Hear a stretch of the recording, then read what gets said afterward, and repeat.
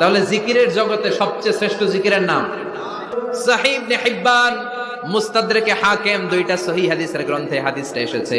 সাইয়েদনা আবু সাঈদ আল খুদরি হাদিসের বর্ণনাকারী বিশ্বনবী বললেন, মুসা আলাইহিস সালাম আল্লাহর ডেকে বললেন, আল্লাহ আল্লিমনি কালিমাতান আদউ বিহা, ও আল্লাহ এমন একটা স্পেশাল জিকির আপনি আমারে শিক্ষা দেন, এই জিকির দিয়ে আমি আপনারে ডাকবো, এই জিকিরটা জানবে শুধু আমি আর জানবেন আপনি, দুনিয়ার কেউ জানবে না।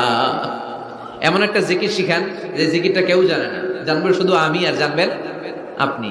আল্লাহ বললেন, মুসা পড়ো লা ইলাহা। মুসা আলাইহিস সালাম বললেন, আল্লাহ জিজ্ঞেস করলাম কি আর কইলেন কি? লা ইলাহা ইল্লাল্লাহ এটা তো জাতীয় জিকির, কথা কন, এটা তো ইন্টারন্যাশনাল জিকির, এটা তো সবাই পারে। আমি তো চাইছি এমন একটা এক্সক্লুসিভ যেটা আপনি আর আমি ছাড়া কেউ জানে না, শুধু জানবেন আপনি আর আমি। আল্লাহ বললেন, মুসা এর চাইতে শ্রেষ্ঠ জিকির আমার কাছে নাই।